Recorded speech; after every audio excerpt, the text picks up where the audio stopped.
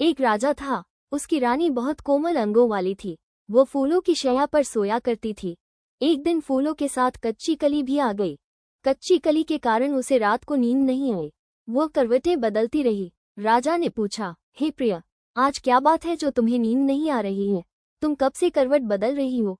रानी ने कहा, आज फूलों में एक कच्ची कली आ गई है। वह मेरे शरीर में चुभ रही है। इसी कारण मुझे नींद नहीं आ रही है। राजा के शयन कक्ष में एक दिव्य दीपक जल रहा था, जिसे ज्योति स्वरूप कहते थे। ज्योति स्वरूप रानी की बात सुनकर हंसा। राजा ने हाथ जोड़कर उससे हंसने का कारण पूछा। ज्योति स्वरूप ने बताया कि अभी तो रानी को कच्ची कली के कारण इतनी तकलीफ हो रही है। कल सवेरा होने पर जब रानी को सिर पर बोझा ढोना पड़ेगा तब इनकी क्या होगा? राजा ने पूछा कि क्या मेरे जीवित रहते ऐसा संभव है? तब दीपक ज्योति स्वरूप ने उत्तर दिया, हाँ, संभव है। तुम्हारे जीते जी संभव है। ज्योति स्वरूप की बात सुनकर राजा ने मन में सोचा कि देववाणी कभी असत्य नहीं होती। होनी को कोई नहीं टाल सकता है।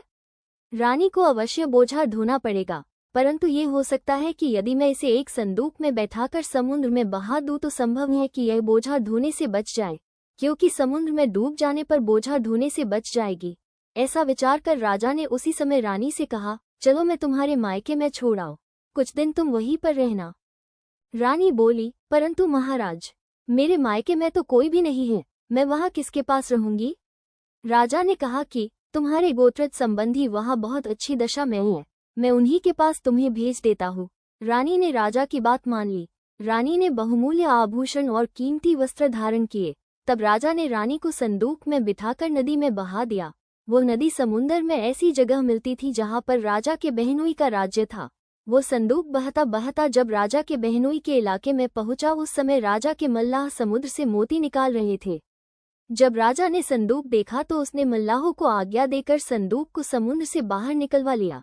संदूक को उसने अपने महल के शयन कक्ष में भिजवा दिया और आदेश दिया कि मेरे पहुंचने तक इसे कोई नहीं खोले। राजा का बहनोई, जो उस जगह का स्वयं राजा था, उसके शयन कक्ष में संदूक के पहुंचते ही रानी को पता चला कि इस संदूक को राजा ने समुद्र में पाया है, तो वह फौरन शयन कक्ष में आए। उसने पहरेदारों को हट जाने को कहा। रानी ने संदूक को खोल लिया।